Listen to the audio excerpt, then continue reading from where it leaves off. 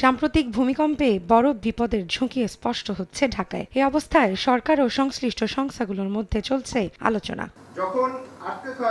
সোমবার দুপুরে রাজধানীর ইঞ্জিনিয়ার্স ইনস্টিটিউটে সেমিনারের আয়োজন করে রাজুক। বড় ভূমিকম্প হলে পরিস্থিতি সামাল দেওয়ার উপায় নিয়ে আলোচনা করেন ভূমিকম্প বিশেষজ্ঞ, সংশ্লিষ্ট সংস্থা ও সরকারের প্রতিনিধিরা।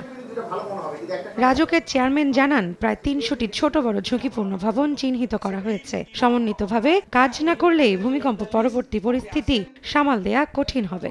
সিরিয়াসলি এফেক্টেড বাড়িগুলো আমাদের আইডেন্টিফাই করা, এইগুলোতে আমাদের কাজ করা, যেগুলো আমরা কিভাবে ইমিডিয়েট এগুলোকে সংশোধন করব, যেগুলো আমাদের ত্রুটি বিচ্যুতি আছে এগুলো আমাদেরকে ঠিক করতে হবে, সচেতন হতে হবে। এখানে ভয় পাওয়ার কিছু নেই।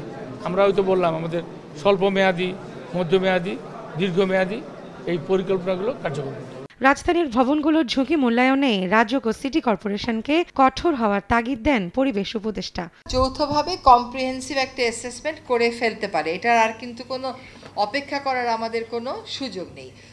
যে মধ্যমেয়াদে ইনস্টিটিউট হবে সেটা কবে হবে, ওটা মধ্যমেয়াদে হবে কেন, এটা তো আসলে এই মেয়াদেই কাজ শুরু করার দরকার। গৃহায়ন ও গণপূর্ত উপদেষ্টা জানান, রাজুকের ক্ষমতা বাড়াতে দ্রুত পদক্ষেপ নেওয়া হবে। এছাড়া ঝুঁকি মোকাবিলায় ট্রাস্ট গঠনের কাজ চলমান।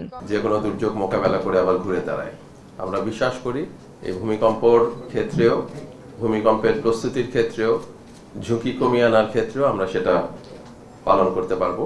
ঝুঁকিপূর্ণ ভবন চিহ্নিত করে অভিযান পরিচালনায় সিটি কর্পোরেশন, রাজুক ও ফায়ার সার্ভিসকে সমন্বিতভাবে কাজ করার আহ্বান জানান সংশ্লিষ্টরা। এরা একই সাথে যারা রৌনক নিয়ন্তা, সময় সংবাদ, ঢাকা।